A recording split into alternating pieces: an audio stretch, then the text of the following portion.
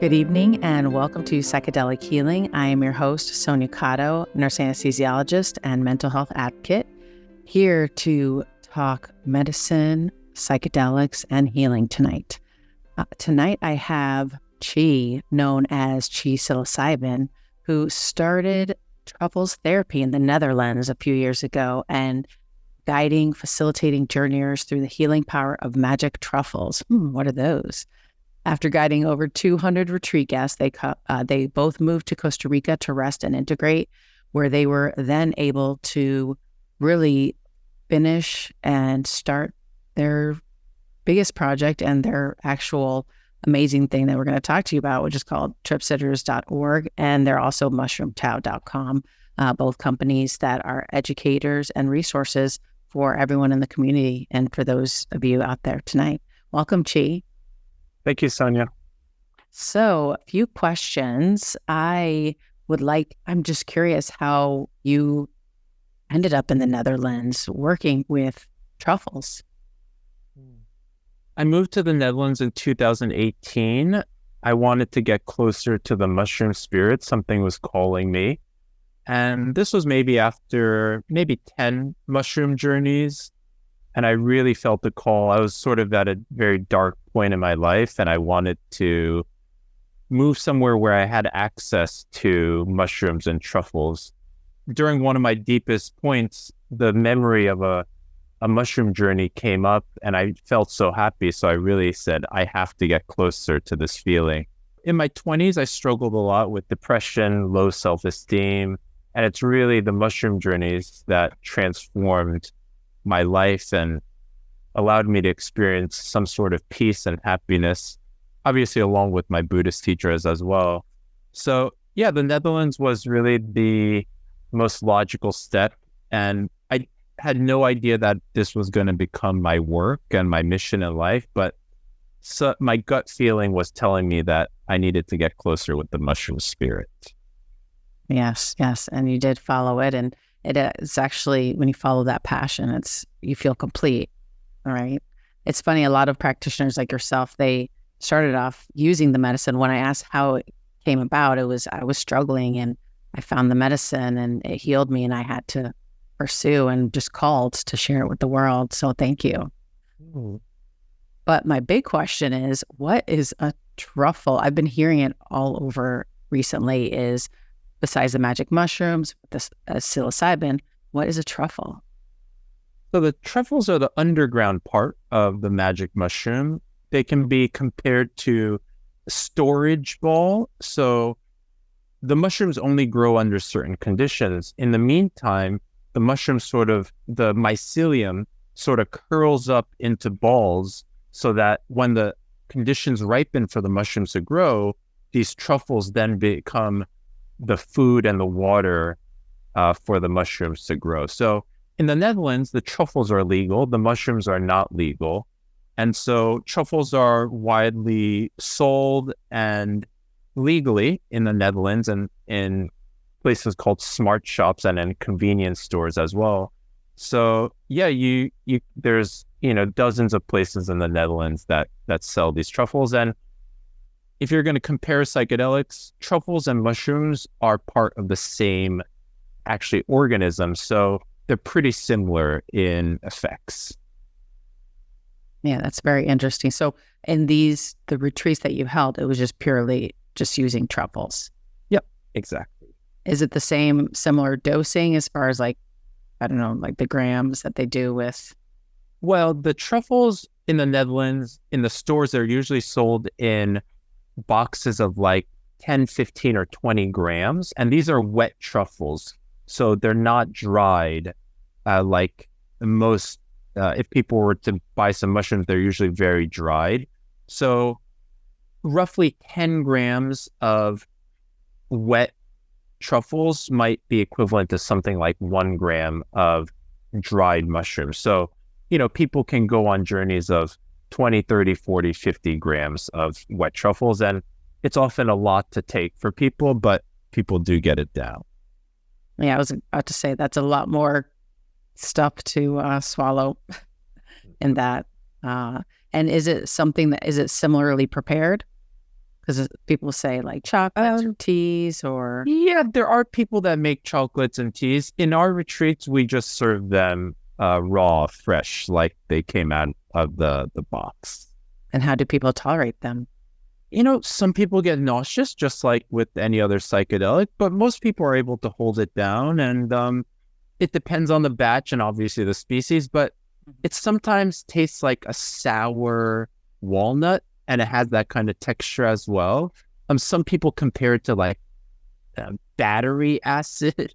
Some people don't like it, I guess. Yes, exactly. Some people compare it to like a really pleasant, earthy, nutty taste. So yeah, it's with any psychedelic, some people are okay with it and some people really don't like it. But sometimes you have to take some bitter medicine to get the results. Right. It's part of the process, right? Taking it naturally from the ground plant.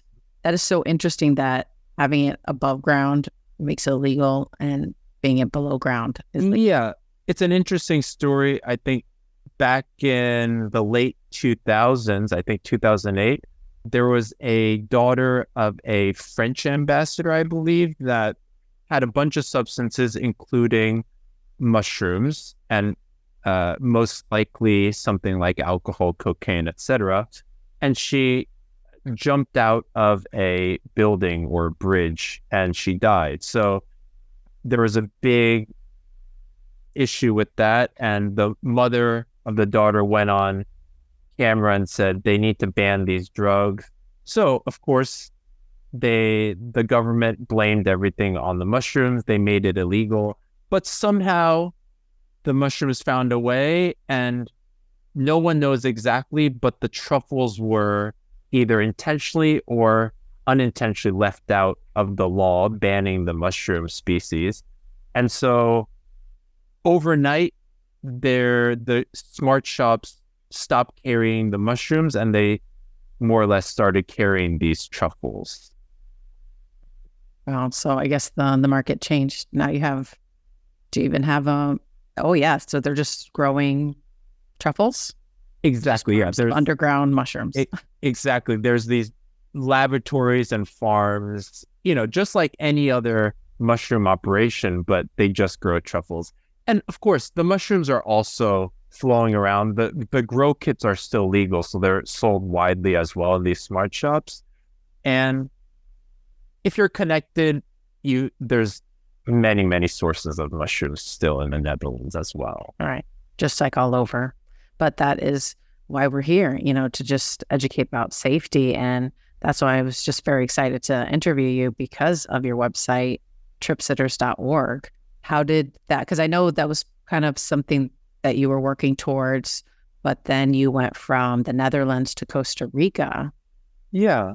Well, the Trip Sitters actually came pretty early in our journey. I'd say maybe 2 or 3 months after we started Truffles Therapy, we realized that there needed to be more education. And a lot of these practitioners and retreats, they didn't know other practitioners and retreats existed. So they were operating in silos. So we wanted to create a directory that showed the world that there is actually a bigger movement happening, and we wanted practitioners to feel like they were part of a greater community and they weren't alone. And of course, we realized that we couldn't educate every single person that needed to be educated in person or on the phone. So we wanted to create this kind of evergreen educational platform with, just the basic information about preparation, integration, dosage, where you can find mushrooms around the world, and microdosing, how to be a trip sitter. Now we have a grower's guide as well. So yeah, we don't really have big ambitions with that, but that directory serves as a resource for a lot of people to connect with people locally or around the world, psychedelic communities as well. So I'm very proud of the work the team has done. And obviously, it's really the mushroom working through human beings. And somehow we were the stewards of this project at that time. And now it's become a a beautiful resource for the community.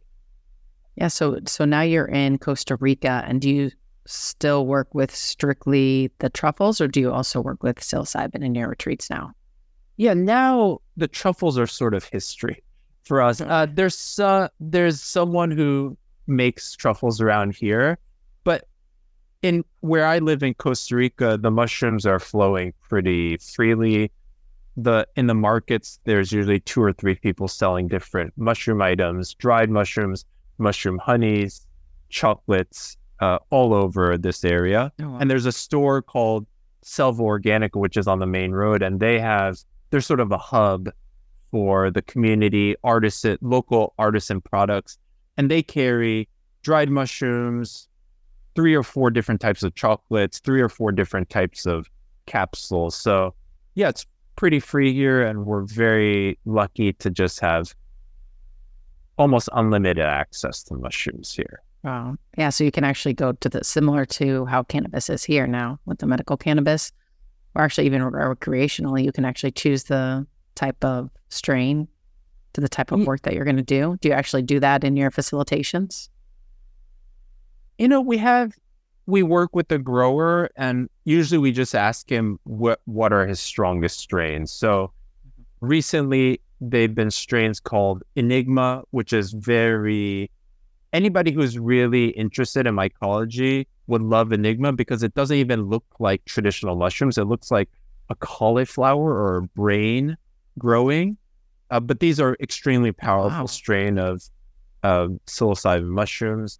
And then another strain called Natalensis, and then something called Jedi Mind Fuerza. And, these strains are just names that humans have put on these mysterious creatures. And yeah, he grows maybe 7 or 8 strains, and we just always get the strongest ones from him. Okay. So is there more strong, meaning like depth, or is it different kinds? Because some of them, will have more visuals, whereas other ones are more deep body work. How do you determine, what is it when you're thinking of strength for you? Well, it's really comes down to the concentration of psilocybin. So in general, some psilocybin mushroom strains might contain 0.5 grams or half a percentage or 1% of its total weight is actually psilocybin. But something like Enigma can be something like 2% or 2.5%. So Enigma can sometimes be twice or more stronger than other strains, such as golden teachers. Interesting. And how do you determine, and also when you are facilitating, sorry, I'm just diving deep. I'm always very curious that can you tell you're one of my first facilitators that can openly discuss it, being in Costa Rica and all. When dosing clients, how do you really determine the dosing that someone will receive? It's a co-creation. It's not us telling or saying we know what the client needs. If someone is coming on a retreat, there's usually, we sometimes host these private retreats. They do 4 nights, 2 journeys here. But before they come, they're already microdosing and sometimes mini dosing. So they're already having 0.1, 0.2 on a regular basis. Some people go to 0.5 gram, 1 gram, even 2 grams before they come. We've served sometimes very high doses, up to 15, 18 grams in extremely rare cases. I wouldn't recommend that for first timers, obviously, but the 18 grams was on a 6-day retreat, and it was the 3rd journey. And this person had some really big issues that she couldn't break through with the smaller journeys. So, but on average, people are taking, let's say they come on a private retreat, they're 2 journeys, average of 3 or 4 grams on the first one, and maybe 4, 5, 6 grams on the second one, or a little higher based on how the first journey went. Okay. And then to clarify, especially for the listeners out there, when you're talking about microdosing before they come, if people aren't aware of microdosing, it's just taking very perceptual dose in the system, but you don't feel anything. And so you can build a tolerance. Is that why you end up going up maybe a little higher dosing? Well, I think they're calling it sub-psychedelic now. Because people are always feeling something. This is something we learn in Buddhist meditation, is there's always feelings in the body. There's always sensations, even if it's a neutral sensation, even if it's a feeling of not feeling something or feeling confused about thinking that one needs to feel something but not feeling it. So there's always something happening in the body, and the mushrooms, even the microdoses, help us get in touch with those emotions and feelings. So some people have suppressed emotions for many years or decades, or sometimes they've taken antidepressants or other substances and it's really numbed their emotions, so they don't feel their body. So when people say, I'm not feeling anything, my response is usually, well, you're always feeling something. How's it feel not to feel something? Do you have a response to that? Maybe some confusion, maybe some frustration, maybe there's some anger that you're not feeling something. So usually people need to feel grief and disappointment. Those are some of the main emotions that people don't want to feel, but that's what this journey is about. And then also shame, guilt. Those are very important emotions to witness and see, so that they're not driving our lives unconsciously and causing harm for ourselves and others. Yes. That's what I always tell my patients too. With my ketamine patients during their infusions, they're always scared or trying to avoid these emotions. And the beautiful part about ketamine is you don't actually feel it in the body, though you're kind of trying to interpret it in the mind, and you're thinking and feeling like, oh, my anxiety or the guilt or the shame, but then they realize that there is none and they don't feel it in their body. And it's just such a beautiful thing to witness. So I'm sure you're feeling wholehearted and very fulfilled with all the retreats that you're doing. So it's go ahead. Beautiful. It's been beautiful to witness people's transformations, and even with microdosing, seeing how people can let go of years of anxiety. You know, before people start, sometimes they think, oh, I'm so scared, I don't know what to expect. And then after day 2 or day 3, they're like, wow, I'm feeling really good. Or they don't notice it, but all their anxiety has just disappeared. And now they're feeling maybe a little bit more confusion, or, you know, maybe another emotion like frustration. Of course, this is along with all the other beautiful emotions like love, peace, and joy. And usually people have to go through some layers of unpleasant emotions to get to some of the really nice states of mind. Right. And then, I mean, honestly, when everybody's coming to a retreat or coming to my clinic, they're searching for help. You know, they're struggling with something deep. And so there is going to be discomfort in it. And that's why you're going there for support, and you're able to offer that safe space, you know, because obviously in Costa Rica and other places, you can get psilocybin and all these on the underground, whether they're legal or illegal. But having that trip sitter, as your website calls it, you know, having that guide to hold that space and just really help you in those deep moments when sometimes you just need that support. And so that's great that's something that you're called to do. I love it. Yeah.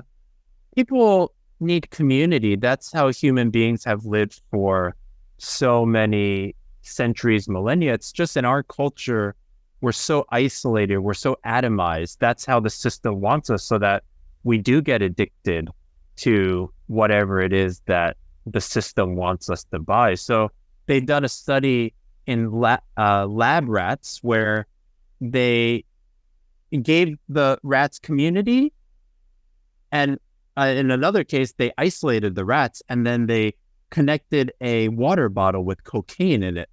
And they saw that the lab rats who were isolated went to the cocaine over and over. But when they were in community, they actually didn't even think about going to the cocaine. So, you know, cocaine can be a metaphor for everything we get addicted to in our modern society. And that's why these substances have been stigmatized. Well, one of the reasons, and why they're still legal, is because it's a very big shift for the economic system when people aren't getting addicted, and actually when we're helping people be more content instead of having to go on shopping sprees to feel some kind of fleeting happiness. I think that's what we're struggling with, I guess, all over the world as well. But it's all about whatever you have is not good enough. So you're always living in this want, not enough, not enough. So I think that also doesn't help our mental health crisis with that. Right. No, I just wanted to kind of get into the education piece and what you guys offer at Trip Sitters, just because it's so amazing. And then we can also get into, your website and, the services and the retreats you offer. But with Trip Sitters, I was very surprised. I'd seen it before, but just all the more content and just the resources for everyone. It's just a free platform just to learn so much. And you said, oh, it's just some information. No, it is so well written, and you have so much within each section for journeyers, for example. So a lot of my audience is interested about learning and really obviously doing it safely and being able to heal both in microdosing and in macrodosing and whatever medicine that they choose. Where do you find all the resources that you say for the journeyers, like finding the medicine, the preparation and the microdosing? Is this stuff that you've developed or just learned through the years, or is it other resources that you've pulled together? We've had great team and writers and editors. It's not just me. It's so many volunteers worked on these pieces of information. So they've gone through a lot of readings, and a lot of feedback has been given by the community. So yeah, I feel like it really points to the power of community when people put their minds together and they put aside the competition and the need to outdo each other for a moment, and they really work on creating something beautiful for the world.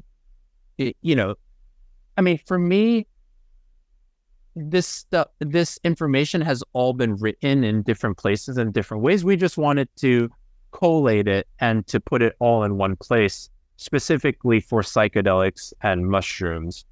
So over the years, we just did research and we combined all the best information and we just worked on it as a community. We don't update it as much now, but certain articles like Where to Find Your Medicine, that one we keep updated because the laws are constantly shifting and there's a lot of movement and who's providing and what's available. And yeah, it's a beautiful project, and I'm happy that the mushroom trusted me to and still trusts me to somehow hold the keys to it. Oh, it's great. And I like the added piece now for trip sitters and guides, because that is something that I see is going to be so much need, right? So many people are called to this. Oh yeah. And now there are so many training programs, and quite expensive, 5, 10, 15,000. But these people graduate and they're like complete babies. To really succeed in the psychedelic space is pretty darn difficult. You need so much fortitude and mental openness and flexibility, and people have to be continually willing to do their own work. Otherwise, the medicine just doesn't bring them work, right? It's really, we can't fake out the mushrooms or the ayahuasca when it comes to holding spaces.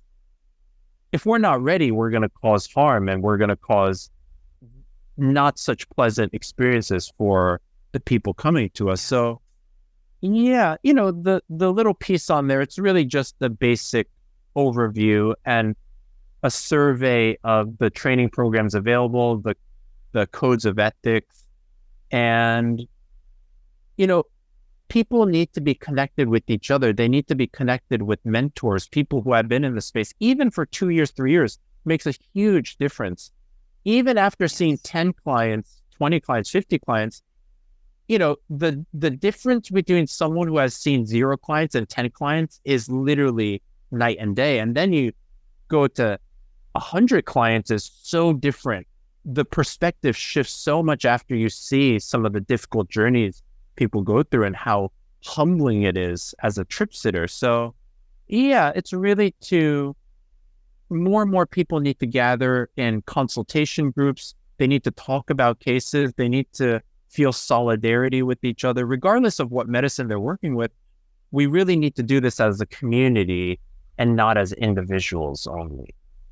Right. And that's the difficulty in it, because it's such an underground, right? At this point, at least in the US. Right. This is why it's constantly a conundrum.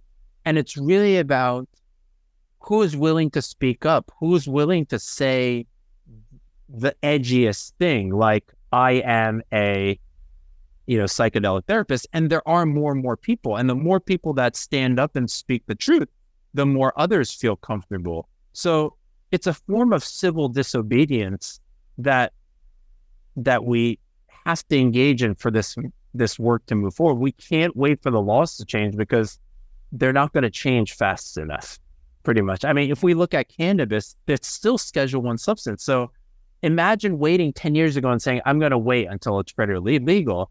No, then the movement wouldn't have gone forward. It was the people taking great risks, doing the underground work, having the underground farms that really help everything to help propel everything. So it's the same with psychedelics. Is at a certain point, we have to give more value to the potential benefit of us speaking out and standing up, rather than the potential consequence of us standing up and speaking out. So, but now it's becoming more of a desired so-called career path.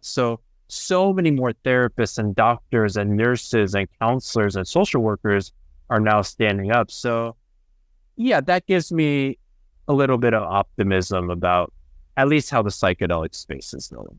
Yeah, I think we're blessed in the time that we are getting into the space, because, all our researches and all the people that suffered for us to even get us all the way from Maria Sabina, and all the others following, all the researchers, and now we have like Rick Doblin. How long has he been working with the MDMA trying to get it legalized? And we're years, yeah. Right, and we're so close, and they're the ones who sacrificed.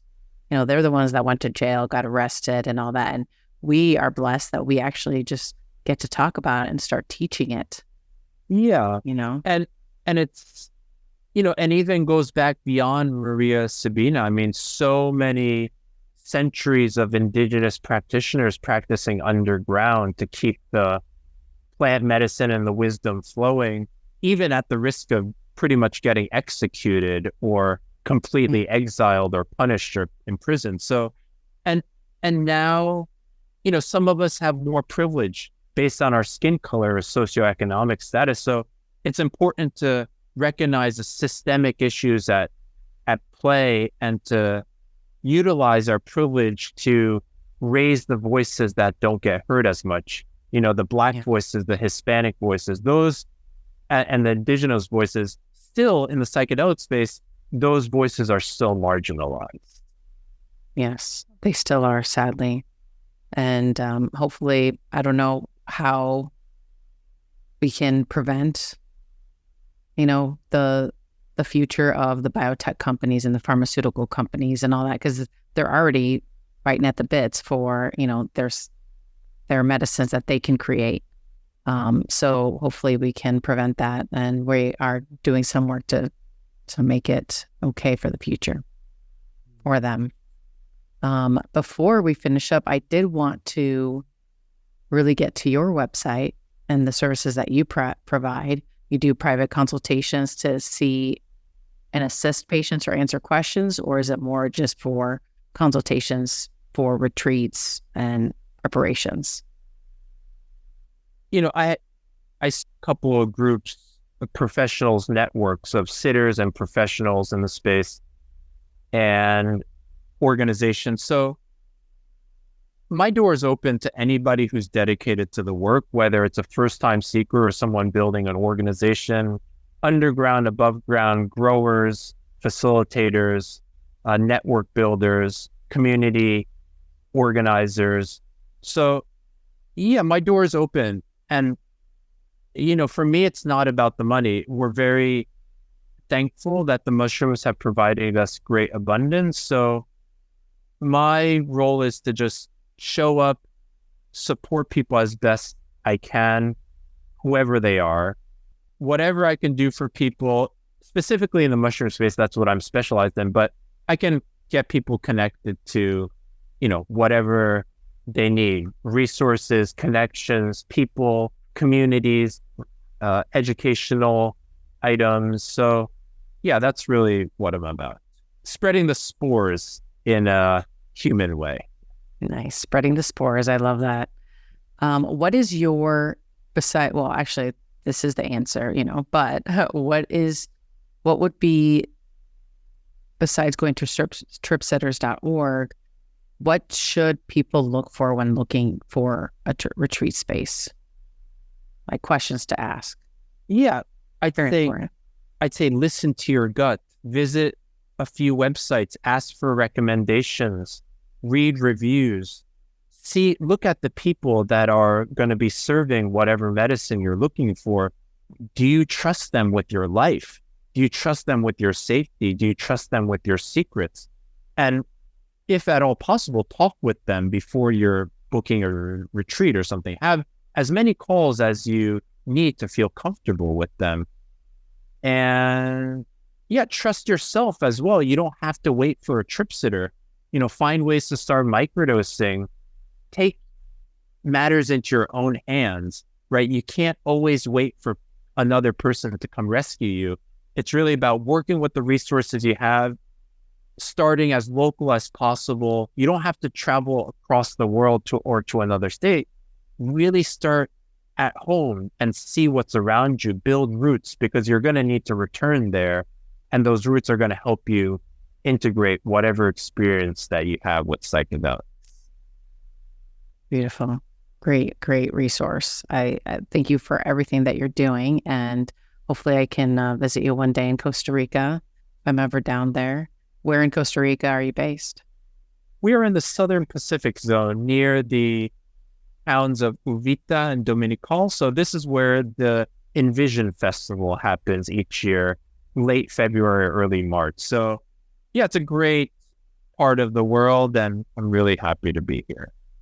Nice. I just went to Jaco one year, a few years back. That was a beautiful place, but just one place, so much more to see. Totally. Yes. Well, thank you so much, Chi, for joining me here. Thank you, everyone, for listening. And this is your dose of psychedelic healing. You have a beautiful week. Thank you. Thank you, Chi. We're cleared. That's a wrap. Thank you.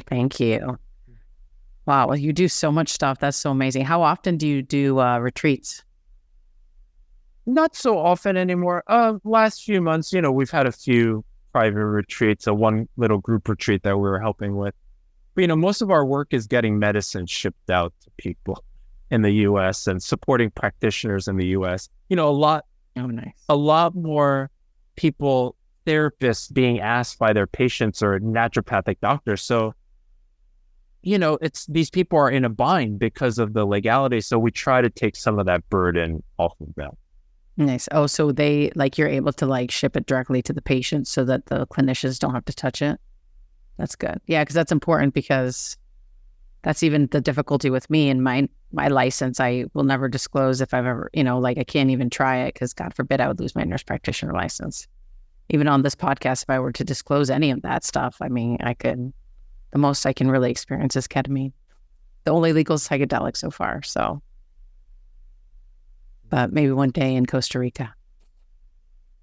Well, it's really about, I feel like once you have a taste of what the mushrooms or ayahuasca can bring, it'll shift your mind for sure. Yeah, for sure. Yeah, because there's only so much ketamine so far that ketamine can take you. Yeah, I see a lot of people who come from ketamine. So yeah, the things I hear the most are that it's expensive and that it's great, but I need something else or something like that, So ketamine's a great start. And obviously I'm happy that people are getting started with something. And also there's something about the mushrooms, the ayahuasca, that can like really dig up things from the core. It's like an unraveling of karma and conditioning, and it's really freeing for people.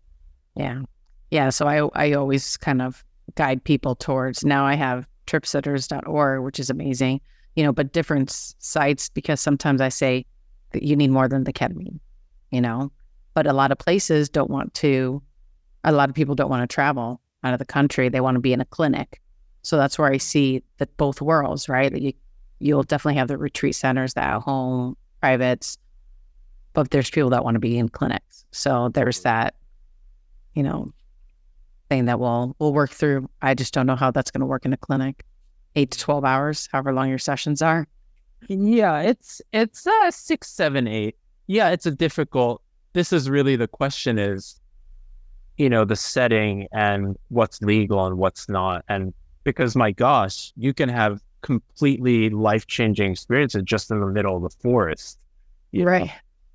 Yeah, but inside of a clinic and 4 walls on a couch. It can be, people can have great experiences, and also it can limit people's perspective as well, right? So there's something about looking at the vast nature that really like completely shifts a person's relationship to it. And also I've had a ton of experiences indoors, but that ability to just step out and put your feet in the grass is really like priceless for sure.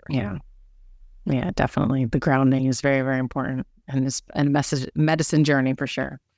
So, well, thank you so much. Hopefully we can talk a little bit more. I'll meet you at a conference if you ever go, or if I ever go to Costa Rica. Yeah, anytime in Costa Rica, just let me know, and happy to meet. And thank you so much for the opportunity, Sonia, and let me know how I can support in any way for you and any of your patients as well. Oh, thank you. Yeah, actually, I might want to get your information later. Yeah, just in case. Mushroom DAO is a great one to send, specifically if they're looking for mushrooms. I mean, I have a very big network in the underground and above ground world. So anything, I'm happy to always be like a first person for people to just connect with. What do you need is my question, and I'm happy to connect them with whatever they're looking for. Perfect. Yeah, I always get a lot of my patients are always looking for microdoses. So that's always definitely look at that. So I'll send them to the Mushroom Tao, you said? MushroomDAO.com is a great website. Okay. Perfect. Awesome. Well, thank you so much. Thank you so much, Sonia. Pleasure to be on, and here to support. Let me know, okay? Thank you. You have a great night.